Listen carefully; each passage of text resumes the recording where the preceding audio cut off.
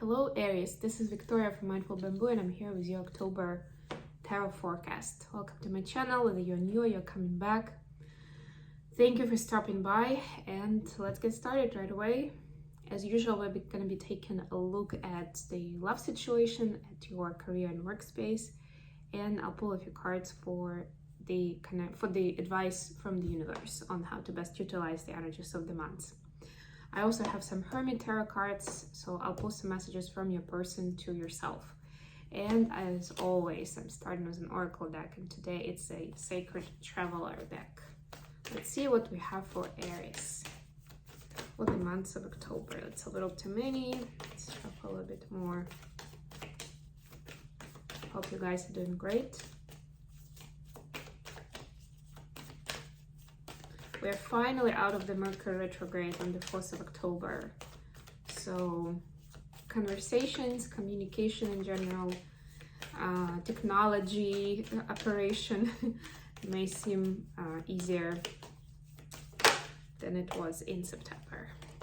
Remember that this is a general reading, so take only what resonates for you and leave what doesn't. We have traveling lightly, simplify your life. This is great. I love this kind of cards. So this is about clearing your space. It's about dropping the burdens. And clearing the space can be something more on a more physical level, especially if you feel like your space is cluttered or there is a need for, freeing up the energy or some stuff, It can be a little bit more around lifestyle and mindset, i.e. Freeing up some time for yourself, for your loved ones maybe, for your hobbies, whatever it is. If you feel like it's, your schedule is looking too busy and you're just running around and it's not really bringing you much happiness. I would be surprised if it would, but who knows, right? It can also be, of course, on the level of the mindset where it's more like, do you get anxious? Do you get stressed about all the thinking process in your head, right? It can be about energy, and that's where you can work with your chakras, with your aura, do some healing on that level too, right? So ultimately, it's about clearing up space. It's also, Feng Shui could be applied here, which is about organizing your space in a more energetically harmonious way. I have some stuff about it on my blog, by the way, mindfulbamboo.com. So if you're interested, go ahead and have a read. So yeah, let's see. So it can be any of the above. Let's see what we have with tarot here. Simplifying your life is such a gratifying experience, really. It may seem like it's not a good thing because we're used to think that the more complex something is, the more advanced it is, but it's not really the case. It's one of the illusions of the 3D world. So you have Four of Pentacles. It's interesting. I had this card for the for Aquarius as well. Then we have Seven of Pentacles. And the Emperor, your card, the Aries card. Okay. For the career space, we have the Wheel of Fortune, Knight of Wands, and King of Swords. So this is Sagittarius energy, a lot of fire in your reading. Queen of Swords, this is the advice, the Empress, so this is Taurus or Libra. Queen of Cups.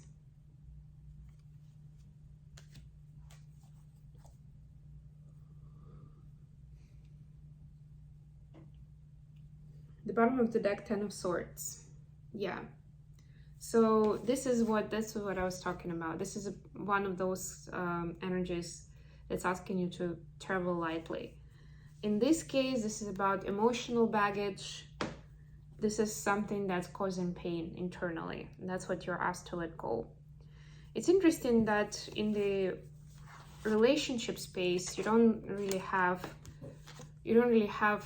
much of the dynamic with another person. It's more about you, Aries. And again, we have you here. You could be dealing with another Aries, of course.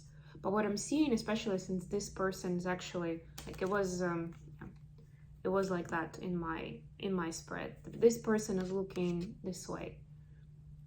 What do we have here? We have some well, Seven of Pentacles could be about planning, about strategizing, but in this deck, it's a lot more about shopping.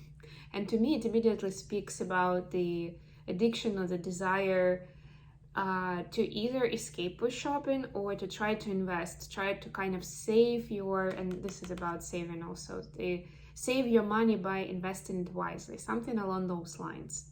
And it doesn't have to be like the stock market investment, right? You could be thinking, oh, maybe I should invest, I don't know, maybe I should buy some jewelry, or I don't know, these kind of tools that I can sell for a lot more later, right? Or some antique products or whatever. It's like you have the best intentions and you want to prevent yourself from either going bankrupt or just, you know, facing financial losses. But really, the more of this hustle energy you're gonna have, the less of the abundance is gonna attract, because like attracts like. And the more you're gonna chase it, the more it's gonna be running away from you. You're gonna be in that lack mentality to begin with. And most importantly, when it comes, let's come back to the relationship. This is more about relationship with self than anything else. And it could be, of course, that you're doing it because you want to secure a financial future with your significant other. And you want to build a life together in an abundant way, right? With enough resources for everything that you want and need. The only thing is, and this is also prompting me, that there is a desire to put more control into it so that you're more confident about it. There's so much happening these days in the world. Then of course people are feeling more insecure about what is tomorrow gonna bring and how am I gonna deal with that. We're trying to secure something for ourselves, something that will make it less scary and, you know, will protect ourselves and our family. Just remember that you can't predict everything. And like I said, if you're trying to chase it, it's going to be running away from you even more. You're going to be losing money rather than earning them, making them. So as long as you're doing it not out of the energy of like trying to save the day and urgently thinking of something, but more about like, okay, yeah, that's something I can consider. That sounds like a good option. Why not, right? Like, in that lighter energy. Again, it says travel lightly. Like if you approach it with a lighter energy, almost like, yeah, that could be fun. Maybe I should try that. That sounds interesting. I'd like to know more about that. If you approach it from that perspective, it can be the same actions, right? The same sort of idea, but it was a very different energy behind it. And now coming back to the relationship again, this kind of energy is also going to be impacting, like if you're in the lack mentality mode, it's going to project into your relationship as well. And you will see, if it's not happening yet, then it will start happening, that you will feel like your person is not paying enough attention to you, that they don't appreciate what you're doing or who you are, etc., etc. So just be careful with that. And if you start feeling that way, then check yourself about your emotional baggage and how you're feeling right now. Are you in a good place? Because if you're not, then it's like distorted mirrors, you know, like that room at a fair or amusement park where you see everything in a distorted way. It's that sort of idea. If your energy internally is distorted, that's how you're going to see the outside world. For your career space, we actually have some figures here: the Wheel of Fortune, the Knight of Wands, and the King of Swords. Yeah, so it's kind of like, and I'm gonna show them all together because I also wanna point your attention that this knight is looking at the Wheel of Fortune. And I'm getting that this is your energy. This is the fire sign, first of all, and you are a fire sign. And also, I'm just sensing this as a kind of central figure, that's the main character here, that's you. So this person is looking at the Wheel of Fortune and whatever this goes is trying to make there, right? It's kind of like the person is hoping for the best to come from the universe because they've done a lot on their part and they have a lot of passion to succeed. You know, they have a lot of passion for the project, for whatever it is you are doing, your job, right? But there is also this King of Swords here. It could be a mentor, a boss, someone a little bit more senior than you, maybe even like external coach that you are using, right? And they are looking unamused. And I mean, the King of Swords does look like that always, but to me, this is like a lot of times they are more kind of serious and they have that solemn vibe about them. This person looks more disappointed. And I'm not sure if it's their own thing or they're disappointed about something that you are doing, but you may feel like that. And just know that whatever they present to you, take it with a grain of salt. Especially if you feel like that doesn't vibe with you. Because at the end of the day, it's not just about taking advice from someone who, you know, either authentically is like wiser, smarter, whatever, or maybe it's just a perception, right? Whatever it is, it's important to stay truthful to yourself and stop looking back at, you know, what the destiny has brought or is bringing, counting on external validation or other sources of information, right? It's time to focus on what that passion inside of you is telling you. What do you bring to the table? And try to stay away from the emotional whirlwind, right? Try to calm yourself, to ground yourself, and see the situation from that space, from where you're calm, grounded, and you have your opinion. But it comes, you know, from your inner voice, not even necessarily the logical approach or what other people who seem more logical tell you to do or how they describe it, right? It's more about how you see it. And then once you do that, then you don't have to be pushing the universe towards like, yeah, well, why aren't you doing this for me yet? Why isn't this happening for me yet? It will come about naturally. And more than anything, the Wheel of Fortune is about divine timing. So it's almost like you're rushing that divine timing. And the girl is like just slowly weaving something in the background. She's taking her time. She's doing everything at the exactly right moment. So you better take a lesson from that book. And remember that for you, the task this month is to tread lightly, which means that shouldn't worry too much about what happened yesterday and what will happen tomorrow, right? It's more about how can I enjoy what is happening right now?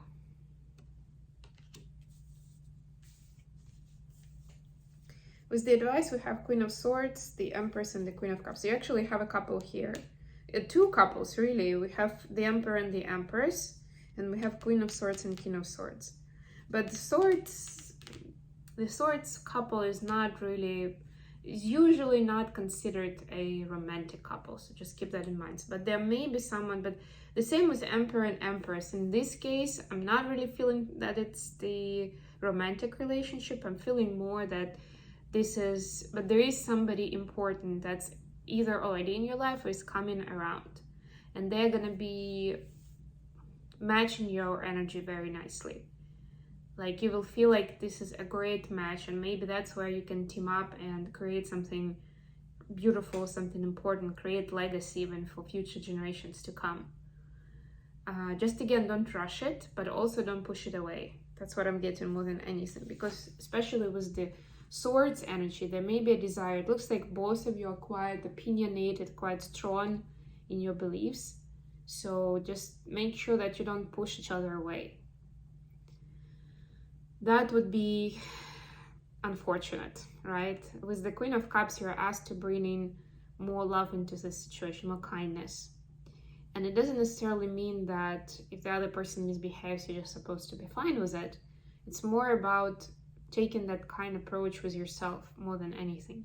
And then you will see how much easier it's going to be to show kindness and compassion to other people. And not just see them as a threat or as a challenge, or if they don't agree with you, then, get off. You will be able to have a much broader perspective, like a true Empress energy, right? The Empress is not about establishing control or trying to boss people around. The Empress is this wise person that knows that it's more about innovation and creating something beautiful, right? And there's nothing like kindness and love to make that happen. And creativity, yeah, thank you. I'm being advised on that as well. Bringing in your creativity to the table is going to be also pretty important to stabilize the situation and to be able to travel lightly. Because with creativity comes innovation, new approaches, new perspectives. Okay, let's get you some messages from your person. Messages for Aries, please, from their person.